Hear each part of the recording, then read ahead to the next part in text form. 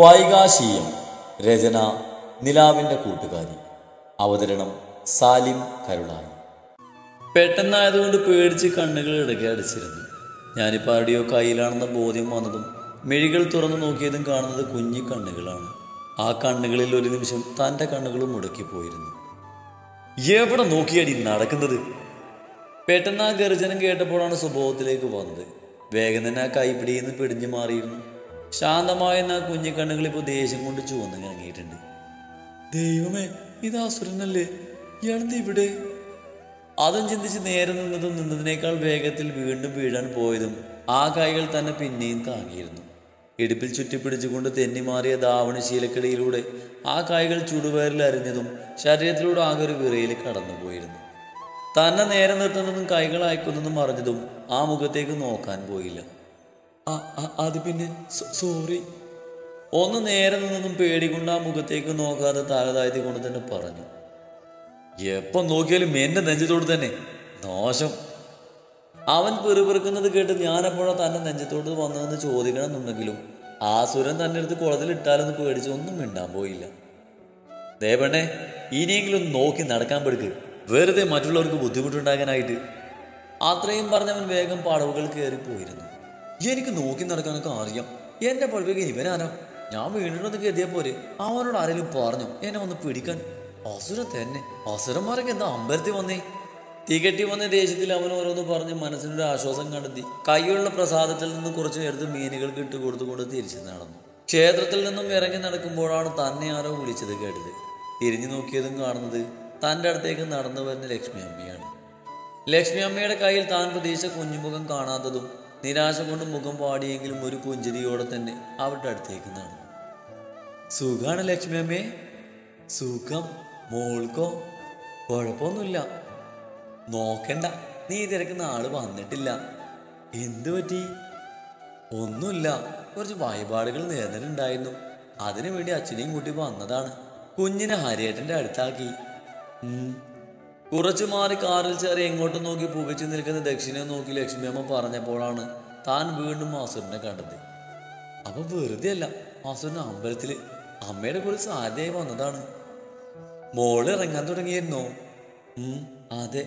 ഇന്നെന്താ പതിവില്ലാത്തൊരു സന്തോഷമൊക്കെ ഉണ്ടല്ലോ അമ്മയുടെ മുഖത്ത്?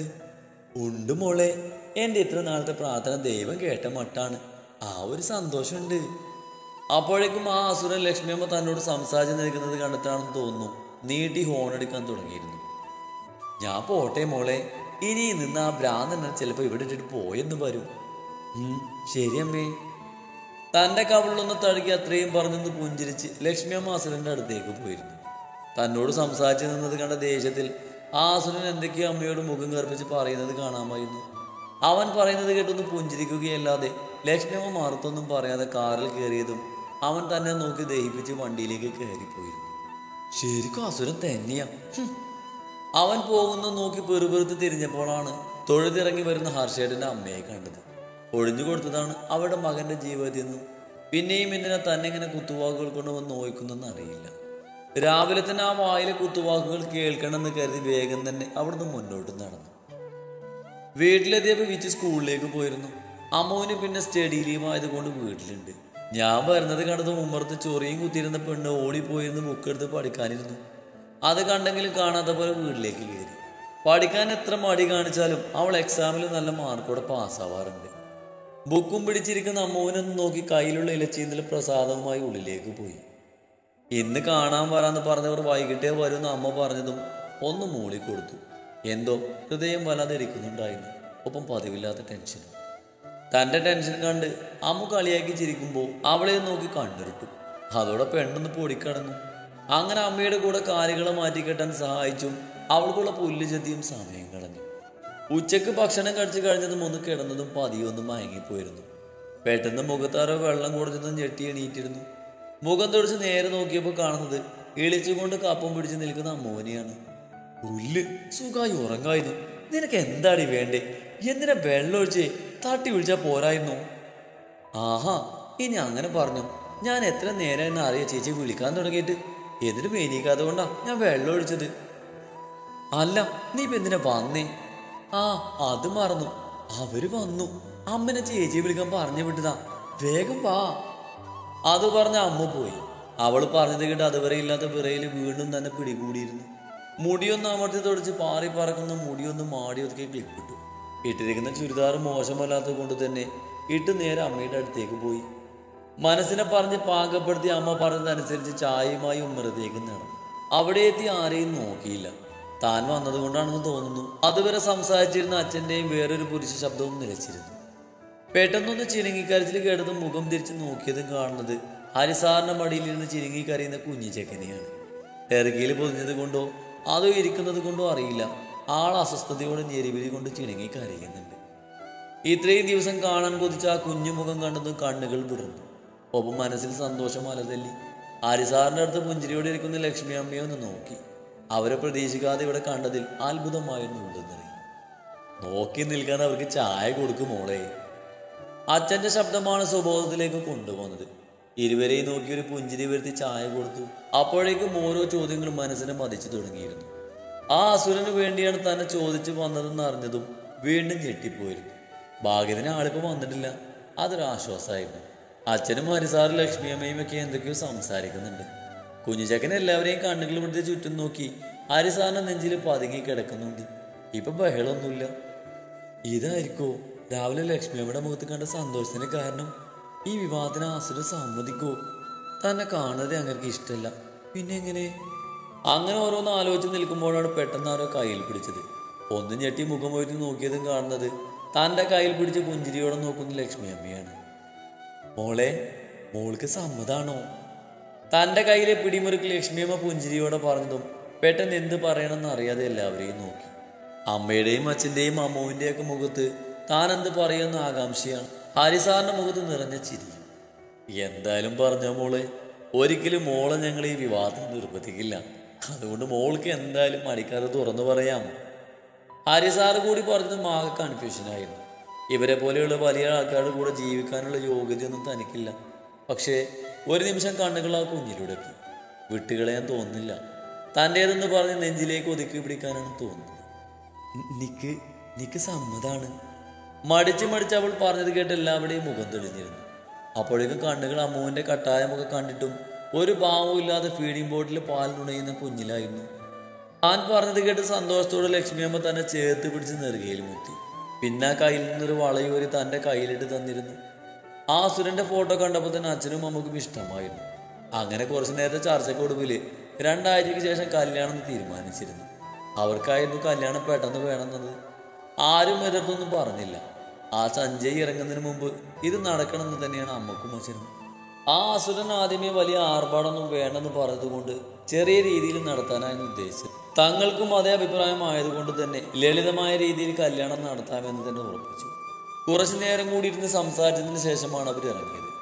ഇനി മുതൽ അമ്മുവിൻ്റെയും വിച്ചുവിൻ്റെയും പഠന ചെലവ് ആചാര്യ ഗ്രൂപ്പ് ഏറ്റെടുക്കുന്ന ഹരിസാറ് പറഞ്ഞതും താനും അമ്മയും അച്ഛനും ഒക്കെ അത് നിരസിക്കാൻ നോക്കിയെങ്കിലും അവരെടുത്ത തീരുമാനത്തിൽ തന്നെ അവർ ഉറച്ചു നിന്നിരുന്നു.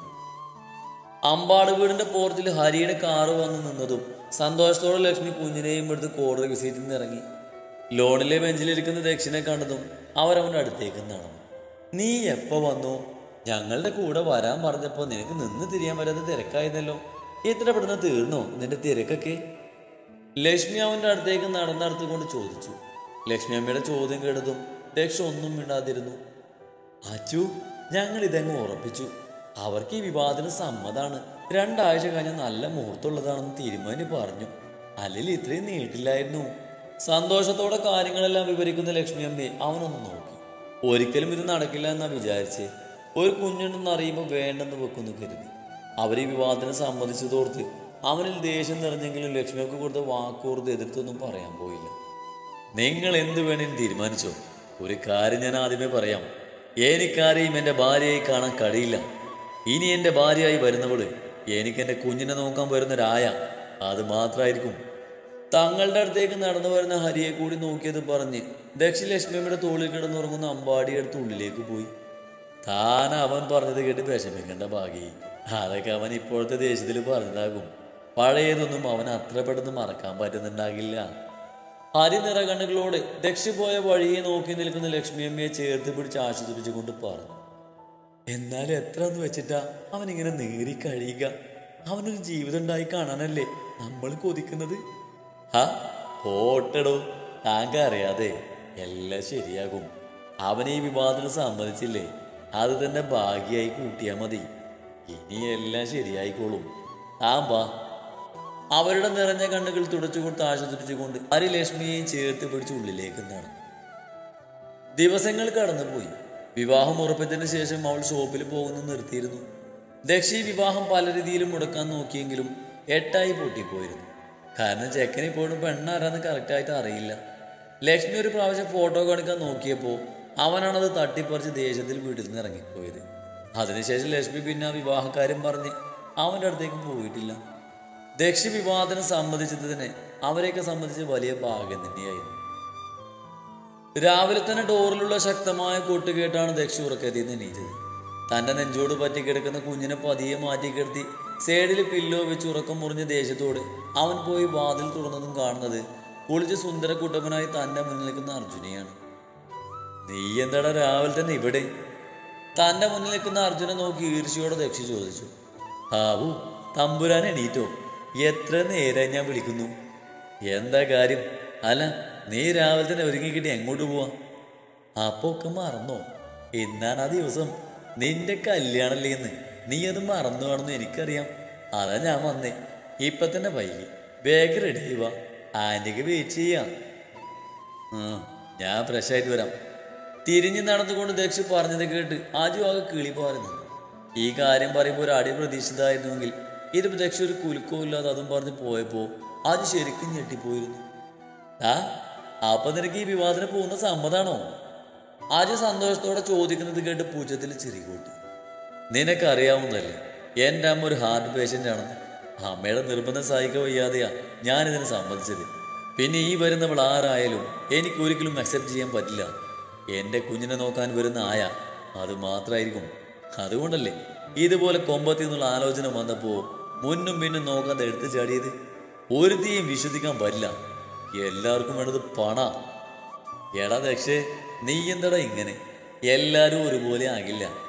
ആൻറ്റി പറഞ്ഞത് വെച്ച് നോക്കുമ്പോഴേ നിന്റെ കുഞ്ഞിനോർത്തായിരിക്കണം ആ കുട്ടി ഈ വിവാദത്തിന് സമ്മതിച്ചത്. പെറ്റവർക്ക് തന്നെ മക്കളെ വേണ്ടാത്ത കാലാണ്. സ്വന്തം മക്കളെ തന്നെ സ്നേഹിക്കാത്തവർ വേറെ വല്ല കുഞ്ഞുങ്ങളെ സ്നേഹിക്കുമെന്ന് നിനക്ക് തോന്നുന്നുണ്ടോടാ? അത് പറഞ്ഞ് ദക്ഷി ബെഡിലുണർന്ന് കിടന്ന കുഞ്ഞിനെ എടുത്ത് ചുംബിച്ച് അവനെയും കൊണ്ട് ബാത്റൂമിലേക്ക് കയറിപ്പോയി. ഹീറ്റർ ഓണാക്കി ചെറിയ ചൂടിൽ കുഞ്ഞിനെ ഫ്രഷാക്കി അർജുൻ്റെ കയ്യിൽ കൊടുത്തിട്ട് ദക്ഷി ഫ്രഷ് ആവാനായി കയറിപ്പോയി. ദക്ഷി ഫ്രഷായി ഇറങ്ങിയപ്പോൾ അജു കുഞ്ഞിനെ പൊട്ടുകുത്താൻ ശ്രമിക്കുകയാണ്. കുഞ്ഞാണെങ്കിൽ അതിന് സമ്മതിക്കാതെ മുഖം വെടിക്കുന്നുണ്ട്. തന്തയുടെ സന്തതി തന്നെ. ആ ഭാഷയ്ക്ക് ഇപ്പത്തിനുണ്ട്. കണ്ടില്ലേ, ഇതും തോടാൻ സമ്മതിക്കണ്ടേ? ഒടുക്കം തന്റെ പരിശ്രമത്തിൽ നിന്നും പിൻവാങ്ങിക്കൊണ്ട് അജു ദക്ഷിണെ നോക്കിക്കൊണ്ട് പറഞ്ഞു. അജു പറഞ്ഞത് കേട്ട് ദക്ഷ അവനെ കൂർപ്പിച്ച് നോക്കുകയല്ലാതെ ഒന്നും പറഞ്ഞില്ല. ദക്ഷ റെഡിയായി വന്നു. ഒരു ഗ്രീൻ കളർ ഷർട്ടും അതിനിണങ്ങുന്ന ഗോൾഡൻ കളർ കസവുള്ള മുണ്ടുമായിരുന്നു അവന്റെ വേഷം. അർജുൻ നേരത്തെ തന്നെ കുഞ്ഞിനെ ഒരുക്കി ഇരുത്തിയത് കൊണ്ട് അവർ വേഗം തന്നെ താഴേക്ക് ഇറങ്ങി. കുഞ്ഞിനെയും എടുത്ത് റെഡിയായി വരുന്ന ദക്ഷിണെ കാണുന്ന ലക്ഷ്മിയമ്മയുടെ കണ്ണുകൾ നിറഞ്ഞു. വർഷങ്ങൾക്ക് മുമ്പുള്ള അതുപോലൊരു ദിവസം ഓർമ്മയിലേക്ക് എത്തിയതും ലക്ഷ്മി വേഗം മിഴികൾ സാരി തലപ്പിലൊപ്പി അവരെ നോക്കി ഒന്ന് പുഞ്ചിരിച്ചു. പിന്നെ സമയമായതുകൊണ്ട് തന്നെ അവരെല്ലാവരും ഇറങ്ങി. അടുത്തുള്ള കൃഷ്ണക്ഷേത്രത്തിൽ നിന്നും ചെറിയ രീതിയിലുള്ള താലികെട്ട് അത്രമാത്രം മതിയെന്നത് ദക്ഷിന്റെ വാശിയായിരുന്നു. ഈ അഭിപ്രായത്തിനോട് ആർക്കും വിയോജിപ്പില്ലായിരുന്നു. അങ്ങനെ 2 കാറിലായിട്ടാണ് അവർ ക്ഷേത്രത്തിലേക്ക് പോയത്. ലക്ഷ്മി അമ്മയുടെയും ഹരിയാച്ചൻ്റെയും ലവ് മാരേജ് ആയതുകൊണ്ട് തന്നെ ഇരുവർക്കും ബന്ധുക്കളാരില്ലായിരുന്നു. അധികം വൈകാതെ തന്നെ അവർ ക്ഷേത്രത്തിലെത്തിയിരുന്നു. ലക്ഷ്മി അമ്മ 2 ദിവസം മുന്നേ കൊണ്ടുതന്ന പച്ചക്കറിയുള്ള സെറ്റ് സാരിയായിരുന്നു ഉടുത്തത്. കൂടെ അവർ തന്നെ തന്ന ആഭരണത്തിൽ നിന്നും മാലയും വളയും എടുത്തൊരുങ്ങി. കൃഷ്ണക്ഷേത്രത്തിൽ വെച്ചായിരുന്നത് കൊണ്ട് തന്നെ അച്ഛൻ്റെയും അമ്മയുടെയും കാലിൽ വീണ് അനുഗ്രഹം വാങ്ങി ക്ഷേത്രത്തിലേക്ക് ഇറങ്ങി. ക്ഷേത്രത്തിലെത്തിയപ്പോഴേക്കും കൈകാലുകൾ വിറക്കാൻ തുടങ്ങിയിരുന്നു. അച്ഛൻ്റെയും അമ്മയുടെയും വിച്ചുവിൻ്റെയും അമ്മുവിൻ്റെയൊക്കെ മുഖത്ത് സന്തോഷം. അത് കാണുമ്പോൾ ആശ്വാസം തോന്നിയെങ്കിലും ഒരിക്കലും മാസുറിനെ തനിക്ക് അംഗീകരിക്കാൻ പറ്റില്ലെന്ന് പറഞ്ഞ് മനസ്സ് മുറവിളി കൂട്ടുന്നുണ്ടായിരുന്നു. ലക്ഷ്മി അമ്മക്കും ഹരിസാറിനുമൊക്കെ ഒപ്പം വലിഞ്ഞു മുറുകിയ മുഖത്തോടെ നടന്നു വരുന്ന അസലിനെ കണ്ടതും തൻ്റെ ഭയം അതിൻ്റെ ഉച്ചയിലെത്തിയിരുന്നു. എല്ലാം വേണമെന്ന് വെച്ച് ഓടിപ്പോകാൻ തോന്നിയെങ്കിലും ആ നിഷ്കളങ്കമായ കുഞ്ഞിമുഖം താൻ അതിൽ നിന്ന് പിൻവലിക്കി. എല്ലാം വരുന്നത്തെ വെച്ച് കാണാമെന്ന് പറഞ്ഞ് മനസ്സിനൊരുവിധം പാകപ്പെടുത്തി. ഇവർ തമ്മിലുള്ള വിവാഹം നടക്കുമോ? കാത്തിരുന്ന് കാണാം.